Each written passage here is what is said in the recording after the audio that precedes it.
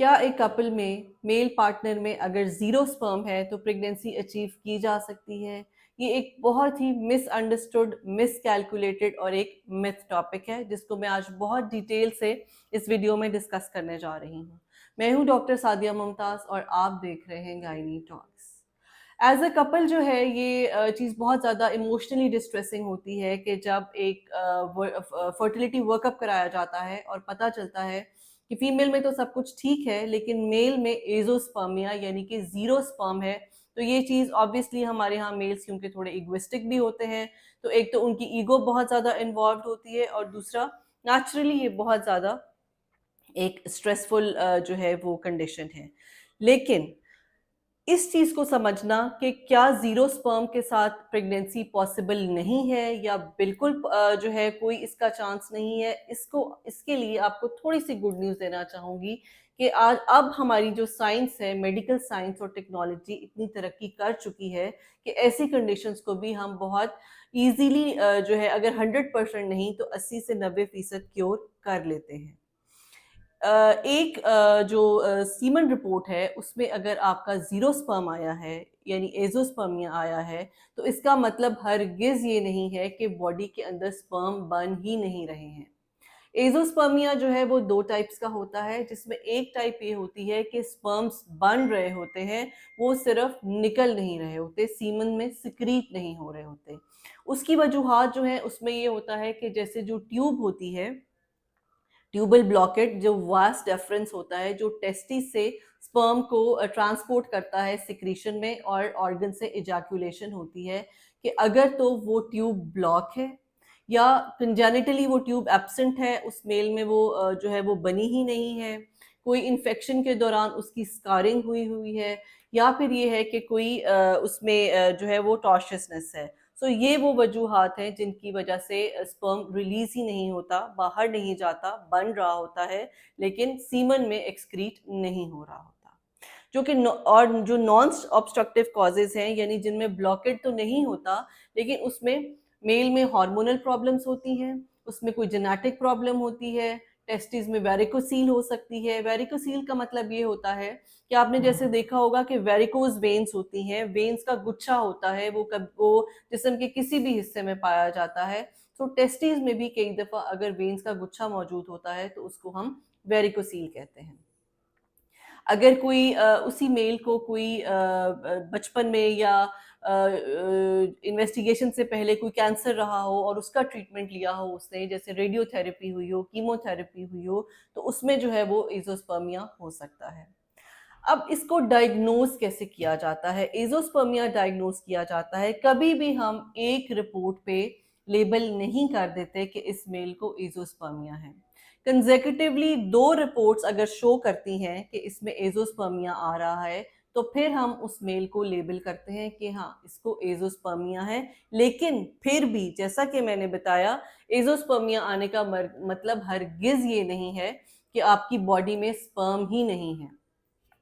अब इसका डायग्नोसिस कैसे किया जाता है कि क्या ये ऑब्स्ट्रक्टिव है या ये नॉन ऑब्स्ट्रक्टिव है? तो इसमें सबसे पहले तो हम एक जो कपल है उसमें मेल को हम यूरोलॉजिस्ट के पास रेफ़र करते हैं, जो पहले तो उस मेल का फिज़िकल एग्ज़ामिनेशन करते हैं, टेस्टिस का अल्ट्रासाउंड करवाया जाता है, कुछ हार्मोनल टेस्ट जो हैं वो कराए जाते हैं, जेनेटिक टेस्टिंग की जाती है और जो है कई दफ़ा हम टेस्टिकुलर बायोप्सी भी ले लेते हैं, तो जब वो टेस्टिस का टिश्यू लिया जाता है, तो उसमें देखा जाता है कि अंदर स्पर्म्स हैं या नहीं हैं। सो अगर उस बायोप्सी में हमें स्पर्म्स मिल जाते हैं, तो ये एक बहुत ही गुड न्यूज़ होती है, जो कि लीड करती है इस बात को कि शायद इस मेल में ऑब्स्ट्रक्टिव एज़ोस्पर्मिया पाया जाता है। अब ऐसी सिचुएशन में अगर एज़ोस्पर्मिया ऑब्स्ट्रक्टिव है, तो उसमें अगर सर्जिकल करेक्शन कर दी जाए, तो इसमें 80 टू 90% चांसेस हैं कि इसको पॉज़िटिव रिज़ल्ट आ सकता है कि स्पर्म्स जो हैं, वो आहिस्ता-आहिस्ता रिलीज़ होना शुरू हो सकते हैं। लेकिन अगर नॉन ऑब्स्ट्रक्टिव कॉजेज़ हों, जैसे अगर हार्मोनल डेफिशिएंसी हो, तो फिर कुछ हार्मोन्स दे दिए जाते हैं, कोई और प्रॉब्लम हो, सर्जरी की ज़रूरत है, कोई ब्लॉकेड है, तो उस ब्लॉकेड को खोला जा सकता है। यहाँ तक की सूरत-ए-हाल है कि ज़ीरो स्पर्म आने का मतलब हरगिज़ ये नहीं है कि पहले ही रिपोर्ट पे आप जो है, वो अपना दिल छोड़ के बैठ जाएं और घर के जो माहौल है उसको ख़राब कर लें। कुछ हद तक आप अगर अपनी लाइफ़स्टाइल मॉडिफ़िकेशन करते हैं, जैसे अगर आपको मोटापा है तो अपना वेट कम कीजिए, अपनी डेली लाइफ़ जो है उसकी एक्टिविटी बढ़ाइए। अगर स्मोकिंग करते हैं, अल्कोहलिक हैं तो उनको क्विट कर दीजिए। सौना बाथ्स और हॉट बाथ्स जो हैं वो स्पर्म लाइफ़ के लिए बहुत ज़्यादा डेंजरस होते हैं। सो कोशिश करें मेल्स जो हैं वो बहुत ज़्यादा हॉट बाथ्स ना लें, और अब स्पेशली ये जो लैपटॉप का काम जिनका होता है उसको अपनी गोद में जो है वो लैपटॉप को कभी रख के काम ना करें। हमेशा उसके लिए अपना लैप टेबल लें या टेबल पे उसको रखें, और कभी भी मोबाइल जो है बहुत ज़्यादा देर के लिए अपनी पॉकेट में ना रखें। अब ये तो वो कंडीशंस थी जिनको हम कहते हैं कि जो करेक्टेबल हैं। अगर हमें पता चल जाता है कि जो नॉन ऑब्स्ट्रक्टिव किस्म का इनको एज़ोस्पर्मिया या ऑब्स्ट्रक्टिव किस्म का एज़ोस्पर्मिया है, तो जो भी रीज़न आई है, हम उसको ट्रीट करते हैं। लाइक अगर ब्लॉकेट था, सर्जरी की हमने। टेस्टिकुलर बायोप्सी जब की जाती है और उसमें हमें स्पर्म्स मिलते हैं, तो इसकी हमारे पास 2 से 3 तरीके ऐसे हैं जिसमें जो है वो स्पर्म्स को निकाल के प्रेगनेंसी अचीव कराई जा सकती है। सबसे पहले तो टेस्टिकल एक्सिजन होती है स्पर्म की, और फिर उसकी स्टडी की जाती है। अगर तो बहुत अच्छे अमाउंट ऑफ स्पर्म्स हमें मिले हैं, तो फिर हम कपल को ऑप्शन देते हैं कि आप आईवीएफ की तरफ चले जाएँ। लेकिन अगर बहुत कम स्पर्म्स हमें मिलते हैं, then ICSI is another option. ICSI IVF से एक नेक्स्ट स्टेप है जिसमें डायरेक्ट जो है स्पर्म को एग के अंदर जो है वो इम्प्लांट किया जाता है, ताकि उसी वक्त फर्टिलाइजेशन होके वहीं पर हमें एम्ब्रियो मिल जाए। अगर थोड़े अमाउंट ऑफ स्पर्म्स मिलते हैं तो फिर हम ज़्यादातर आईवीएफ का रिस्क नहीं लेते, बिकॉज आईवीएफ जो इक्सी है उसके जो सक्सेस रेट है वो आईवीएफ से ज़्यादा है। सो ब्लॉकेड रिलीज होने का 80% जो है उसके रिजल्ट्स हैं, लेकिन अगर आपको टेस्टिकुलर बायोप्सी के थ्रू आपने स्पर्म्स निकाले हैं तो उसका जो सक्सेस रेट है वो 40 to 60% है।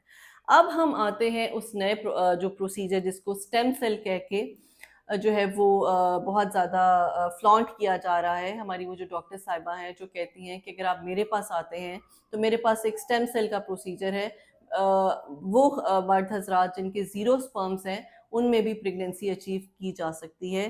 तो मैं आपको ये बताना चाहती हूँ कि अभी तक वेस्ट में भी इस पे स्टडीज़ चल रही हैं। जो स्टडीज़ की जा रही हैं वो ह्यूमन्स पे नहीं हुई, वो सिर्फ़ एनिमल्स पे की गई हैं, और अभी तक उनका कोई ऑथेंटिक रिज़ल्ट नहीं आया। लेकिन क्योंकि पाकिस्तान में रूल्स एंड रेगुलेशंस की कोई बहुत ज़्यादा जो है वो पाबंदी नहीं की जाती, सो कोई भी अपनी एक थ्योरी निकाल के पेश कर देते हैं कि जी मैं ये कर सकती हूँ तो आप मेरे पास आ जाएं। अब इस वीडियो के थ्रू मैं ये चाहती हूँ, and yes this is a very hefty cost for the process of stem cell, जिसमें 7 से 8 लाख सिर्फ स्टेम सेल के लिए लिए जाते हैं, और बाकी नेक्स्ट प्रोसीजर जो है वो आईवीएफ और इक्सी का फर्दर उसमें आगे जो है वो उतने ही चार्जेस मज़ीद ले लिए जाते हैं।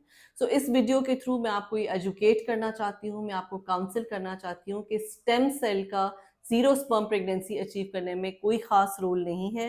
इसमें आपके जो स्टेम सेल्स हैं उनको स्पर्म लाइक बना दिया जाता है और फिर उनसे ये जो प्रेगनेंसी अचीव करने की कोशिश की जाती है। लेकिन इसका कोई सक्सेस रेट नहीं है और इसकी कोई authenticity all over the world available नहीं है। जो दूसरी ऑप्शन हमारे पास है वो डोनर स्पर्म जो है कि अगर तो बिल्कुल ही ज़ीरो स्पर्म है, नॉन ऑब्स्ट्रक्टिव है, लेकिन वो किसी तरह से ट्रीट ही नहीं हो रहा, तो उसमें फिर डोनर स्पर्म जो है वो किया जाता है कि किसी और मेल का स्पर्म लेकर एग को फर्टिलाइज किया जाता है। लेकिन क्योंकि हमारा एक इस्लामी मुल्क है, हम खुद मुसलमान हैं, और हमें इसमें डोनर स्पर्म की परमिशन जो है हमारे मज़हब में अलाउड नहीं है।